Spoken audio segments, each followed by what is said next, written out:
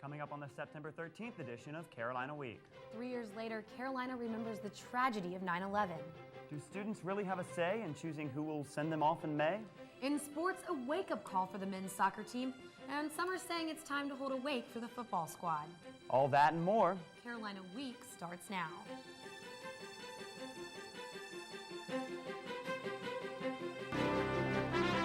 From the School of Journalism and Mass Communication at the University of North Carolina at Chapel Hill, this is Carolina Week.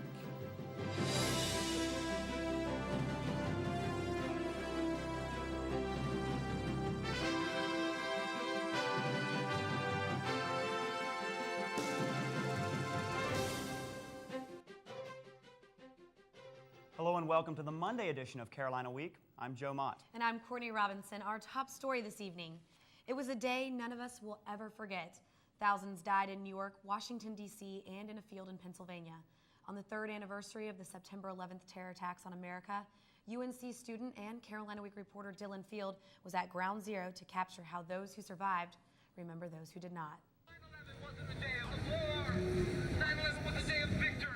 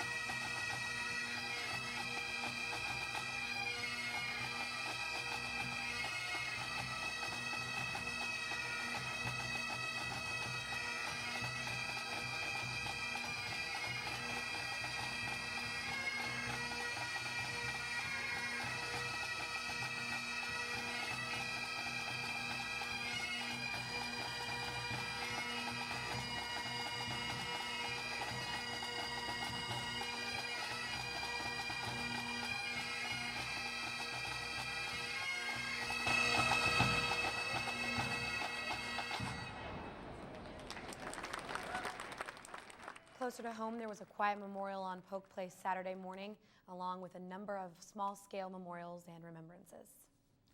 The Board of Governors has approved salary raises for the 14 of the 16 system chancellors. UNC Chapel Hill Chancellor James Measer received a 7.5% raise, which brings his pay to just a little less than $275,000, the highest of any chancellor in the UNC system. UNC System President Molly Broad also discussed the UNC System finances at the meeting. For the first time in the history of the university, we are receiving state funding that exceeds $2 billion. It is a wonderful benchmark. The Board of Governors meets in Chapel Hill next month to discuss a possible tuition increase to pay for the raises. Chancellor James Measer wasn't able to be at the Board of Governors meeting. He was busy attending a ribbon-cutting ceremony. The UNC School of Government dedicated the newly renovated and expanded Knapp Sanders building Friday. 6 years of work went into the project. The state funded nearly 2/3 of the $24 million bill. Some 400 people listened to an assortment of speakers. The Dean of the School of Government, Michael Smith, spoke about the long road of construction, and the chair of the Board of Trustees, Stick Williams, provided his remarks about a school his daughter will be attending. Chancellor Measer praised the school for its commitment to nonpartisanship. Very grateful.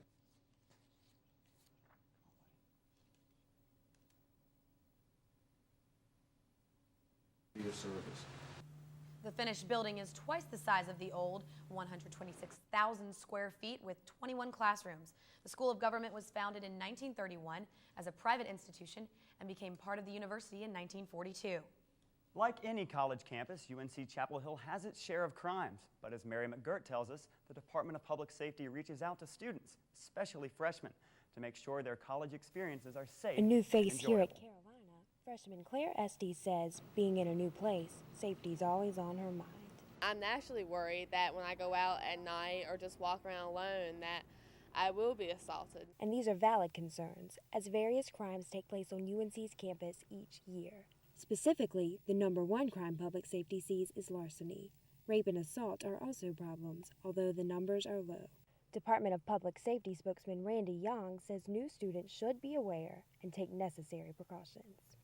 This southern part of heaven is not a safe haven, that we're not immune to crime, that we do have concerns just like other institutions, just like any municipality.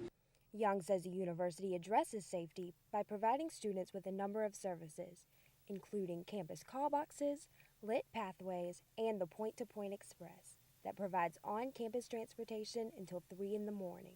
Safety precautions, as simple as the old buddy system, especially at night, are things students can do to keep themselves safe. It's gratifying to see new faces arrive every fall, but we want to make sure that they're armed with the information that it takes to leave here in 4 years. Public safety's motto is protecting North Carolina's future and making students like Estes aware. In Chapel Hill, I'm Mary McGuirt, Carolina Week. UNC's #1 crime, larceny, has dropped 32% since 2002. The university recently received an award for its efforts to reduce crime, but officials say students shouldn't leave things unattended. A well-known area in Carrboro might be undergoing an extreme makeover, and it's not Luke's house. The owner of 300 East Main Street, home to landmarks like the Cat's Cradle and the Arts Center, will present preliminary renovation plans at a meeting on Monday night. A parking deck, a pedestrian plaza, and new buildings are all part of the planned facelift, although the project, expected to last several years, will displace some of the stores in the area. Not everyone sees it as a problem. Benefit, because from what I can tell, the businesses that are already here want to stay, and it would open up a lot more possibilities for other businesses.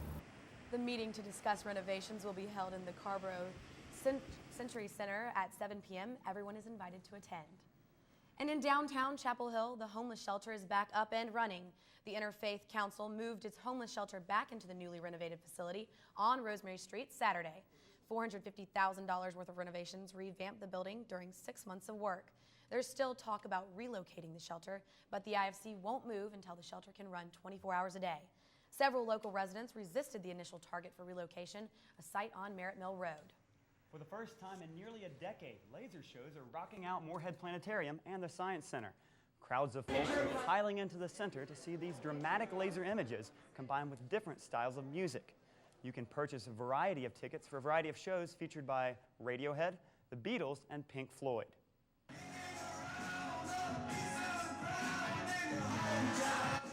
You can purchase tie-dyed t-shirts, laser show-related items in the gift shop. We'll have to check that out. Coming up, complaints about this year's choice for graduation speaker. Did students really have a say in the selection process?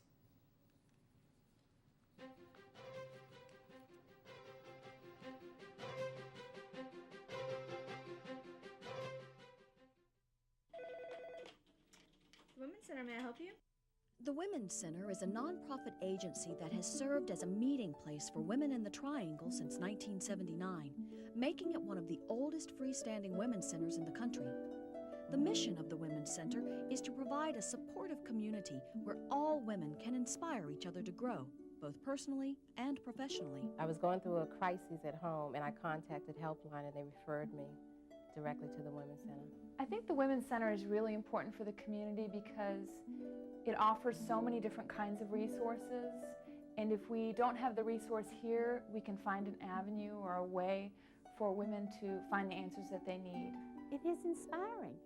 It's so exciting to be a part of something that really matters and really changes things. You can support the Women's Center through membership or by sending a contribution to the Women's Center, 210 Henderson Street, Chapel Hill, North Carolina, 27514. Daddy, why is the sky blue? Well, to match your pretty eyes. Nope, not even close. See, all colors have wavelengths that are diffused by oxygen and nitrogen. Since blue is the shortest wavelength, it's diffused up to 10 times more. Who taught you that? Mommy? By age 12, too many girls lose interest in math and science and their chance at future jobs. Keep her interest alive. Know why mathematics is the basis of life as we know it? You tell me. It's her future. Do the math. From summer reading to fraternities and now to this year's commencement speaker, the university is in the midst of yet another controversy. It's nearly fall in Chapel Hill, but May graduation is in the air. The recent selection of Harvard University Reverend Professor Peter Gomes raised more than a few eyebrows. An advisory committee to the chancellor made up of 4 faculty members, the vice president and president of the senior class, and the student body president helped to narrow the list of candidates. But after all was said and done, senior class officers Becca Frucht and Jovian Irvin felt the process was closed to students. I think the philosophy of graduation differs on, from what students think and what administration thinks. And we think that this process should reflect the fact that graduation is about the graduates. Student body president Matt Calabria says he thinks it was an open process. So I feel like we did have an impact. I don't know that obviously the senior class didn't get their first choice, but I think we had a voice on that committee. Executive Associate Provost Steve Allred says he appreciates students' input, but it's important to remember that students don't make the final choice. At the end of the day, someone has to make a decision, and that person appropriately is the chancellor of this university. So are students feeling as though the administration cheated them? I mean, I think a student voice is always good, but I don't feel like I was totally unrepresented. While the decision has been set in stone, Frucht and Irvin says they're not discouraged and will continue to work to reform the selection process. The advisory committee had hundreds of suggestions to weed through before Chancellor Measer selected Gomes as this year's commencement speaker. Although some students feel they don't have a say in who's selected as commencement speaker, every student can have a say in elections. The deadline for voter registration is October 18th, and many campus organizations are making the final push to get students to exercise their right to vote. In the pit, both the college Republicans and the Young Democrats have one thing in common. They recognize the importance of getting people to the polls come November. In the last election in 2000, we found out that just a few votes can decide a race. And so it's really important, if you have an opinion, to get out and voice it, because it will be heard and it does matter. Campus organizations will be registering students in the pit until the deadline. You might have noticed a few more bid day t-shirts on campus this week.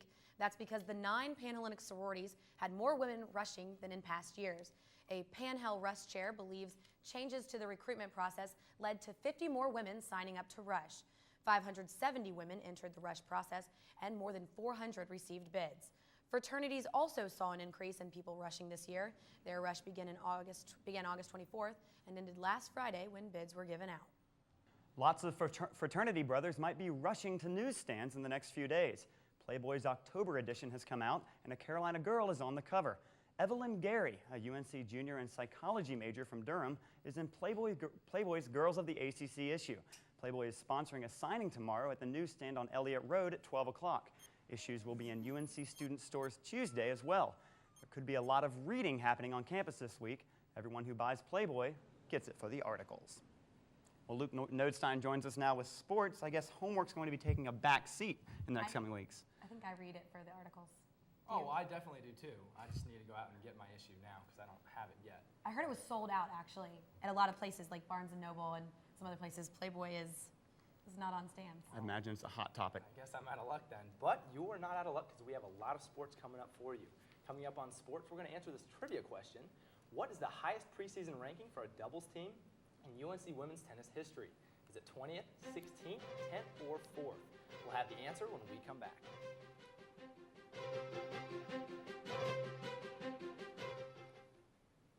I think you should wear a tie. They told me Ken. Dad, nobody wears ties to school. Tie says you're serious. It'll make a good impression. And remember, you're there to study, to learn, and to make something of myself. I got it.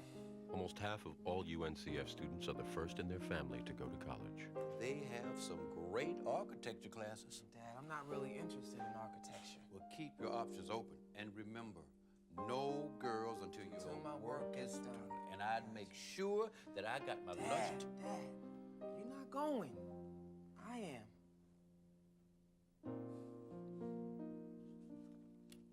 I know. Listen, we better get going. Don't want to be late the first day, you know. Oh, yeah. And when you're the first to go, you're going for a lot of people. The United Negro College Fund. A mind is a terrible thing to waste. Properly inflating my tires burns less fuel and saves me money on gas.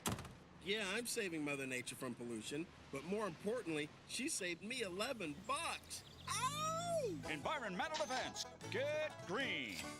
By keeping my car regularly tuned, I save money on gas and repairs. That also means cleaner air. You know, Feels good to help save the cash, planet. Environmental defense. Get green. For more tips, go to getgreen.com.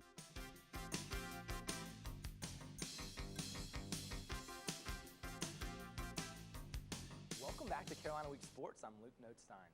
The 7th-ranked men's soccer team got a wake-up call in the Carolina Nike Classic this past weekend.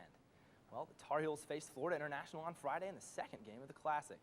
The men took an early 2-zip lead. Sophomore superstar Jamie Watson scored 2 goals. But the Golden Panthers of FIU then roared back into the game with 2 unanswered goals. Both teams tried to pull out the win, and the game went into double overtime. And that is when the Golden Panthers scored on this line drive past goalie Ford Williams to end the game. Watson believes the Tar Heels got too content with their early lead. Got too lax, and to some degree I think we did underestimate the fact that they could come back and steal 3 goals and steal a win from us. Things only got worse on Sunday, which should have been a routine catch, turns in for a goal for VCU's Dominic Oduru right there. But Oduru's not finished and blasts this shot coming up here by UNC keeper Ford Williams. Down 3-2, the Tar Heel tempers flair after this no-card takedown. Both teams exchanged pleasantries, asking, oh, well, how's your mom? Oh, mine's doing okay. She's cooking some dinner for us tonight. And they're talking about where they're going to eat after the game. But the refs break things up, and it's back to soccer. The Heels needing goals. This free kick is just pushed wide by the VCU keeper. Then the Heels miss another chance to get back into the game. Oduru, yeah, he's seen enough. Puts the Heels to sleep by scoring his 4th goal of the game. VCU turns it into a rout, winning 5-2. Well, the women's soccer team had problems of its own this weekend. The team's 31-match winning streak was snapped Saturday when the Heels battled 15th-ranked Tennessee to a scoreless tie. Sunday, however, the team started a new winning streak with a 4-1 win against Mississippi State. 4 different Heels got in on the scoring action. Well, same old. Most things never change over 20 years, but not the outcome of a UNC-UVA game played in Charlottesville. Virginia started out fast by 3 touchdowns by the Cavs' Wally Lundy. Down 21-0, Darrell Mitchell makes like he's catching toilet paper in the grocery aisles with this touchdown grab. For the loyal Carolina fans, celebration wouldn't last long as the Cavs' Marquise Weeks makes the Heels weak, returning the following kickoff 100 yards. Second half, Matt Baker passes to Chad Scott, and arriba, andale. He's fast. Looking at the score, it was a little too little too late as UVA downed Carolina 56-24. Well, golf is one of those games that can be so frustrating. Nothing goes right for you out there. But then you hit that perfect shot that even Tiger Woods would be proud of, and it keeps you coming back for more. In search of that feeling myself, I traveled out to Finley Golf Course, where I lost a few balls in the tall stuff, but did find a diamond in the rough. Rated 11th in the country out of all university golf courses, Chapel Hill's Finley Golf Course has a little something for everyone. It's a user-friendly golf course. It plays to every standard of play. If you're, a beginner to, a single-digit handicap player, you can find a challenge here. One man who loves the challenges that Finley offers is Bob Galloway, a member of the 1960 ACC champion Tar Heel golf team. He now works as a player assistant at the course. I played this course the last day, the old course, the last day it was open. And I played the new Finley the first day it was open, so it's kind of a unique situation. Mr. Galloway was involved in another unique situation. When he played in the 50s and 60s, they used to earn a pack of cigarettes for every birdie they scored. There were days where we'd make 1 and we'd say you made 4. And I didn't smoke, so I would sell them to my fraternity brothers for $1 a pack and make dinner money. Mr. Galloway has been making dinner money on Finley Golf Course for over 40 years. If he has his way, well, he'll be here for another 40. The Heels might not play for cigarettes any longer, but they were in action this weekend in Tennessee. And 10th seemed like a common number for the Heels in their first tourney of the year. The Tar Heels as a team tied for 10th place, and sophomore swinger Martin Ureta also placed 10th out of all golfers, shooting a 1 under 71. Well, next on Carolina Week Sports, everyone knows about basketball, even football, but we have a story about some other sports that students like you are enjoying on campus.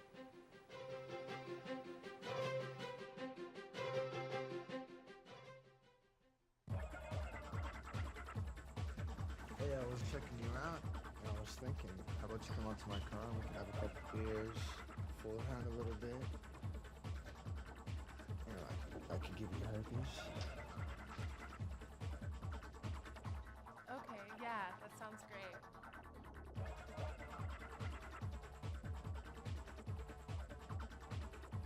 mad, face the brutal truth about underage drinking. What services come to mind when you think of the American Red Cross? The Red Cross does blood drives, don't they? They help out with natural disasters. Giving blood. Tornadoes and hurricanes. Blood. Natural disasters. I'll bet you didn't know that the American Red Cross also provides emergency services for military families and delivers health and safety instruction in first aid, lifeguard training, and CPR. Contact your local Red Cross chapter to learn more about the services they provide. If you have a story idea, contact Carolina Week at 843-8292. You can also visit us online at carolinaweek.org.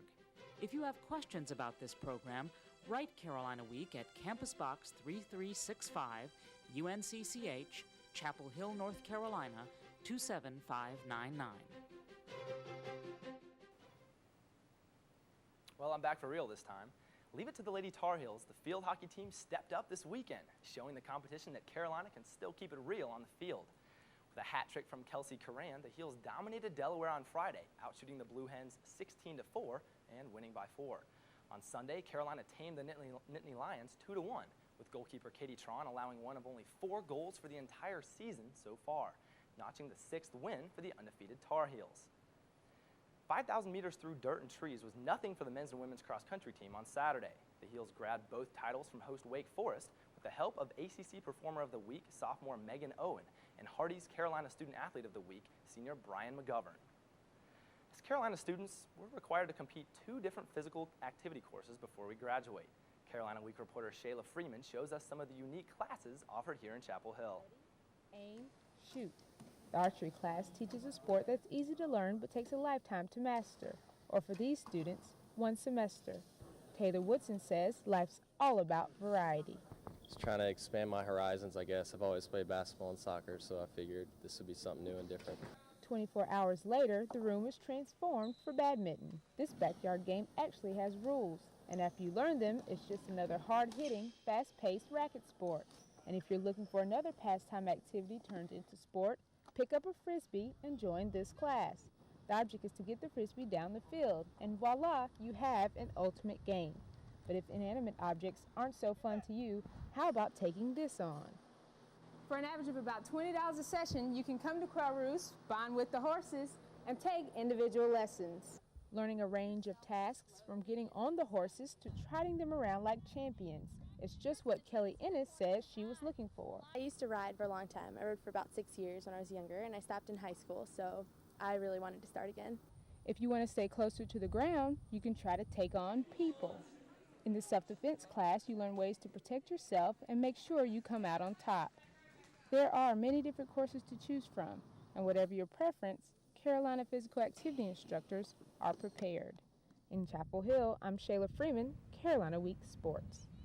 And if you're interested in expanding your horizons a little bit, head down to Fetzer Gym to sign up or join an alternative physical education class next semester. Well, love hockey but hate the cold? Try something a little warmer, underwater hockey. It's a simple game, really. You've got stick and a puck, a pool, and, well, maybe a snorkel. Underwater hockey, Carolina's newest club sport. Teams play 6-on-6 with 10 per side. They sub on the fly and don't stop until someone scores. Final scores are similar to ice hockey, though games last less than 30 minutes. With a week of practice under its belt, Carolina's young team is working on the fundamentals, especially how to communicate underwater. Team founder Danny Monroe says there are many reasons to play underwater hockey. You should play underwater hockey because it's a fun sport and it's unlike anything else. If you love to swim but you hate doing laps, this is the sport for you because you can work hard and play hard with a team, and it's just different. The team's first tournament is in Charleston this November. Well, guys, I actually tried playing a little bit of underwater hockey, and I forgot my snorkel, so I almost drowned. What? I still don't understand. What is underwater hockey? You don't know what underwater hockey is? No. Well, why don't we explain it to her? Well, you have a puck, a stick, and you play hockey underwater. Okay. Sounds pretty simple. I'm still confused. Right. But anyway, enough of that. You guys have an answer to the trivia question. Joe thought it was 4. I disagreed. We multiplied times 4. So we came up with the 16th. Okay, well, the logic is okay, but the actual answer is 4th, because on Saturday, Aniela Mojic and Kendall Klein were ranked 4th in the preseason Intercollegiate Tennis Association rankings. which is the highest in Carolina tennis history. Well, that sounds wonderful. Thank you, Luke. Puppets, performers, and paper mache. Find out what these odd-looking characters were doing on campus after the break.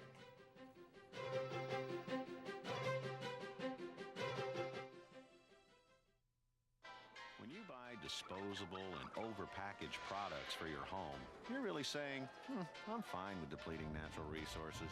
Pollute our air and water. Energy? Wasted. People tell you, hey, go for less packaging. Check out reusables. Buy stuff in bulk. Well, you tell them, no thanks. I'd rather throw it all away. Buy smart, waste less, save more.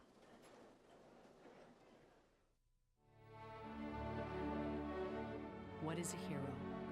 Are heroes born, or are they made?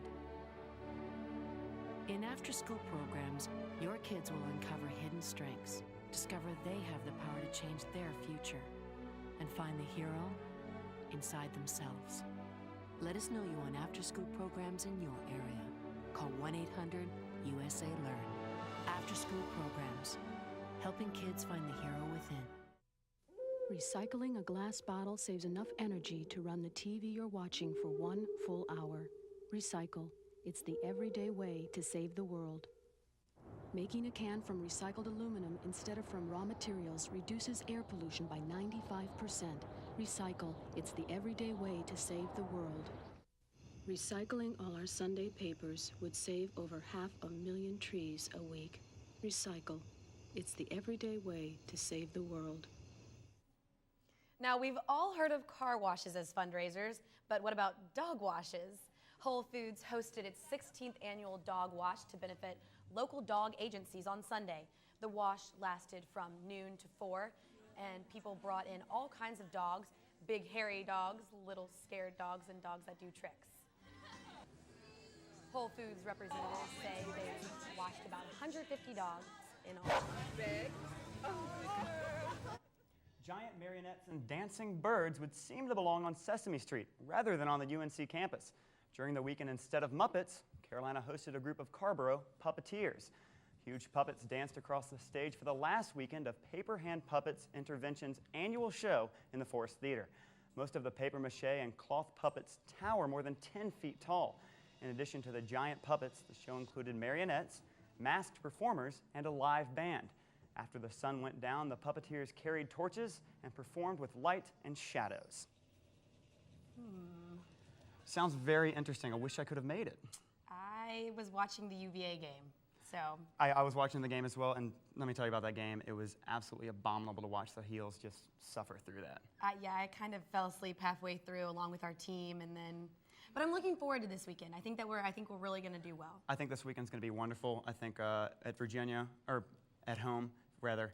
And it's a night game, 6 o'clock. Everybody's going to be out for that, I think. Are we playing again? We are playing, I don't even remember. Oh. But hey. Georgia Tech. Georgia Tech, there it is. Yeah. Alrighty. Just occurred to you. Yeah, well, you know what? If we beat Georgia Tech, that would just make my weekend. I think it's going to give us a much better chance against other harder teams, such as our homecoming game against Miami, where maybe we won't get so embarrassed. Yeah, you know what? I'm just at a loss for words. Go for it, Joe. We'll stay hopeful. Well, we'd like to tell you about a new radio newscast called Carolina Connection, coming out of the School of Journalism. It starts this Friday and will be on every week at 11 in the morning.